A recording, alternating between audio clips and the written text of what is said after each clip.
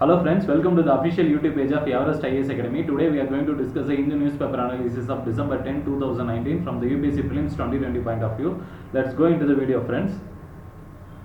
So the first article which came in the headlines is this article is very important for the UPSC Prelims point of view, friends. So India up 1 rank in UN Development Index. So according to this article, so based upon the report which is published by UNDP, so it releases this report based on Human Development Index. According to that index, out of the 189 countries in case of the world, India is listed a rank of 129. So they are saying India has moved a rank, one rank above. So that is considered to be a progress, friends. And the basic measurements which they use for the Human Development Index are education, for health the criteria is life expectancy, and then per capita income. So these three categories they consider for ranking this Human Development Index. And in this index, Norway, Switzerland and Ireland, they were ranked number 1, 2 and 3 respectively. So in the neighboring countries rank, if you see, friends, Sri Lanka and China, they are the countries which rank higher. Remaining other countries, they are considered lower in the rank, friends. And according to the report, what they are saying is that South Asia is the fastest growing region in human developmental this progress. And in addition to that, there was one more report which was Inequality Adjusted Human Development Index. So the basic difference between HDI and Inequality Adjusted Human Development Index is here they will consider the how much amount of inequality is actually disturbing the level of development happening in the country. So based upon that adjustment, in this actually India has actually like it rank came one rank down. So here the rank is 130. In addition to that, there was one more report which was released by UNDP, that is the Gender Inequality Index. Here India is ranked 122nd rank out of the 162 ranks. So our neighboring countries, if you see, friends, China, Sri Lanka, they are also placed above India in case of Human Development Index. In gender this Gender Inequality Index also, China and Sri Lanka are placed much above India. But other two countries which are ranked above in addition to that are Bhutan and Myanmar. So what the report is saying is that the world is not actually in the progress to achieve gender equality. So based upon the UN Sustainable Development Goals, so the world want to achieve the gender equality by 2030. So according to this report, it is saying that India, like all the countries including India, they are unable to achieve this target. So the main reason they are saying is that due to the gender inequality indexes, it is the various prejudices and social beliefs. So these are actually playing a major role and affecting the gender equality. So in addition to that, report is saying there will be new form of inequalities which will arise in future. So due to the various climatic change and technological transformation which is happening across the world, and that will also actually disturb the social and economic fault lines. So next article we are going to discuss is, friends, 218 fast track courts in UP for sexual crimes. So friends, these fast track courts are majorly they are setting up due to the various rape cases happening across the country, and also for the speedy disposal of the cases. So these fast track courts will have exclusive jurisdiction based upon the category which it was allotted, whether it was due to sexual assault or it was due to children's cases. So basically let's study some basic facts about fast track courts which will be useful for the UPSC Prelims 2020 point of view. These fast track courts were initially introduced only in the year 2000, friends, so it is just 19 years now. So this main objective has been to reduce the burden of the cases in case of high courts and lower level courts like district courts, and another objective is to provide a speedy justice to the rape cases and children cases also. So it was basically recommended by the 11th Finance Commission that only approved it. As we have seen, it was done in the year 2000, and in the case of fast track courts, judges are actually appointed on temporary basis, that is ad hoc basis, as and when the demand necessitates, and even retired judges are also eligible for this fast track court selection. So friends, let's discuss the main editorial page. It discusses about unequal and secular. So as we know already, we have discussed a lot about citizenship bill, friends.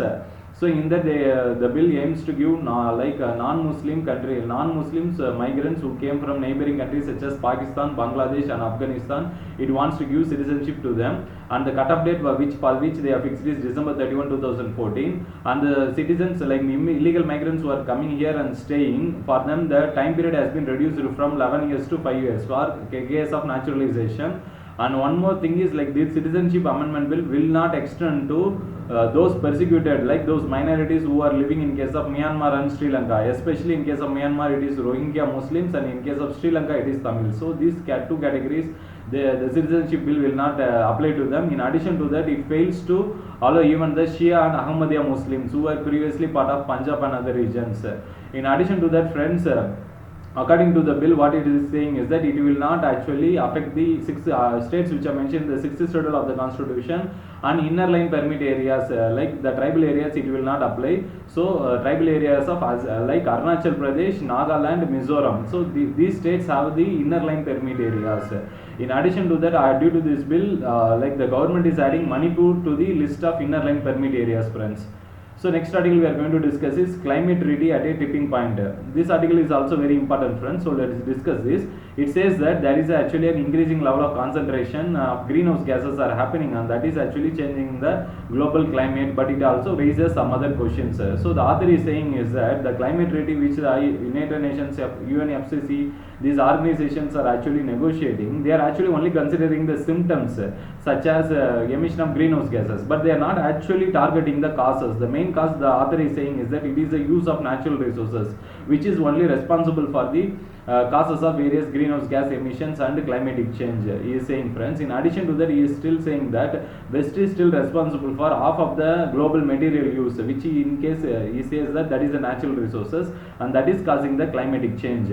So if you see the last 400 years, this author is saying, friends, there has been a various transition which happened, such as from agriculture to industry, rural to urban, and even livelihood to well-being. So these three changes happened, and this divergence is sharp in case of West and Eastern countries. Like Western countries like US and European Union, they have actually targeted material abundance, but in case of Eastern countries such as China and India, that the societal well-being was considered to be the high-level thing.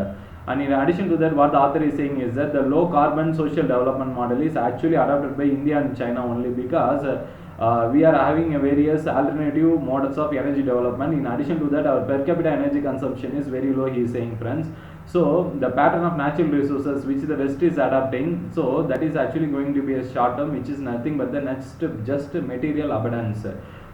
And in addition to that, what the author is saying is that in case of North America and Europe, actually what he is saying, the resource use accelerated not actually at the time of industrial revolution which happened around 1850s to 70s, but he is saying the actual resource use accelerated only after 1950s.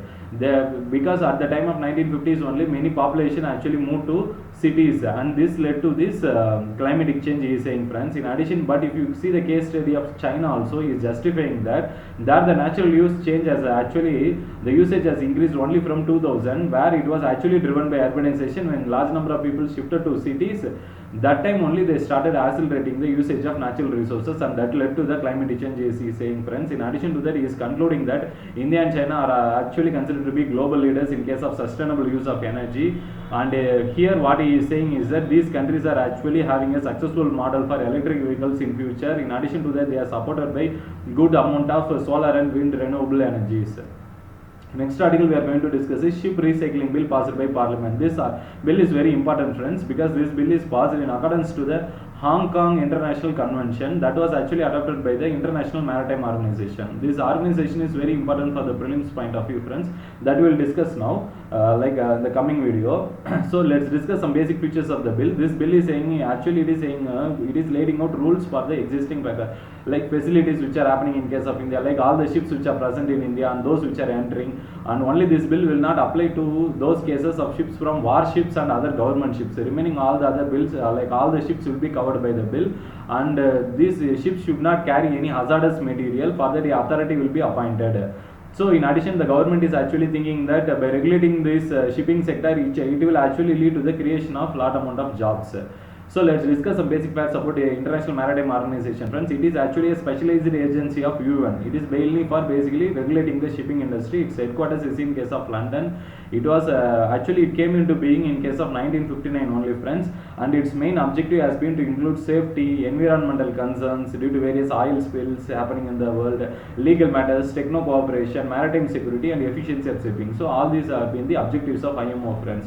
Next article we are going to discuss is Supreme Court to hear Article 370 petitions from today. So due to the government's passage of this implementation of the Jammu and Kashmir Reorganization Act, where they have revoked the Article 370, now a petition has been challenged, but we have to focus much more about this Article 370 and this Jammu and Kashmir Reorganization Act 2019, friends.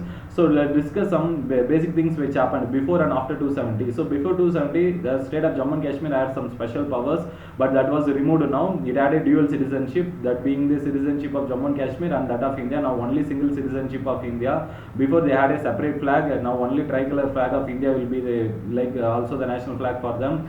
And state was having the charge of policing. Now central will supervise that. Before that, financial emergency you cannot apply to the state of Jammu and Kashmir. Now it is applicable. Before there was no reservation for minorities. Now minorities will be given reservation. Before RTA was not applicable. Now it will be applicable. And duration of legislative assembly, previously it was 6 years. Now it has been reduced to 5 years. Before that, Indian citizens from other states cannot buy any property. Now they can go and buy it, friends. So let's discuss this act in detail, friends. That is the Jammu and Kashmir Reorganization Act 2019. It has actually provided for 2 union territories by removing the statehood of Jammu and Kashmir. That was Union Territory of Jammu and Kashmir and that of Ladakh. So the Union Territory of Ladakh will consist of only 2 districts, that is the districts of Leh and Kargil. Whereas this Union Territory of Jammu and Kashmir will have a state legislative assembly, and that will be in case of Ladakh, that will be administered by a lieutenant governor alone. And moreover, friends, High Court of Jammu and Kashmir will have a concurrent power for both these cases of Union Territories of Jammu and Kashmir and Ladakh. And it has actually provided for the Article 239 article, that was for the administration of Jammu and Kashmir. Article 239A for the administration of Union Territory of Ladakh, friends. And moreover, this legislative assembly, which is present in case of Jammu and Kashmir, which was provided by the bill, can make laws for any of the matters in the state list. Only exception is it cannot make any laws in case of public order and policing. So that's come under the domain of union government, friends. Next article we are going to discuss is bill on extension of SC/ST quota in Lok Sabha assemblies introduced. So this bill was actually, the main objective is to extend the 10 years reservation which was done for SCs and STs in Lok Sabha. And it is also aiming for removing the 2 nomination status which is given for Anglo-Indian communities. The main reason is because the validity is going to end on January 25, 2020. So they want to extend it to another 10 years. So the main opposition has been like Trinamool Congress and other opposition parties are saying this Anglo-Indian community will be deprived of their representation. So but let's discuss some basic facts about Lok Sabha, friends.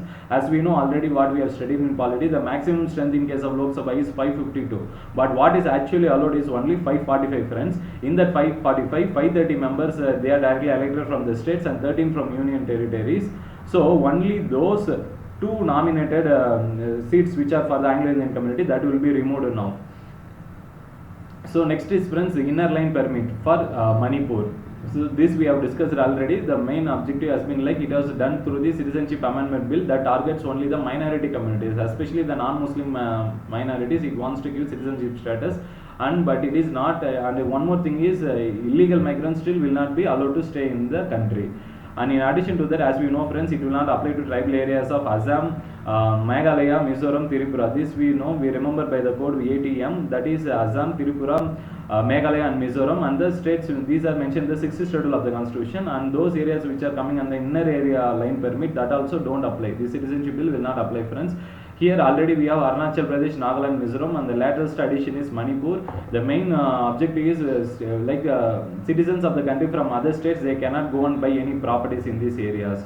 So next article we are going to discuss is aim is to boost private investment. This statement was made by Chief Economic Advisor, that is Krishnamurthy Subramanian. So he has been newly appointed this year only, friends. So he is saying this, that due to the reduction in corporate tax that has been reduced from 30% to 25% and 22%. And in addition to that, newly manufactured companies which have been started, new manufacturing companies after October, for them it has been reduced to 15%. So the government is saying is that it will lead to increase in consumption and promote the GDP and growth of the country. Thank you, friends, and kindly subscribe to our channel. If you have any doubts, kindly post your doubts in the comment section.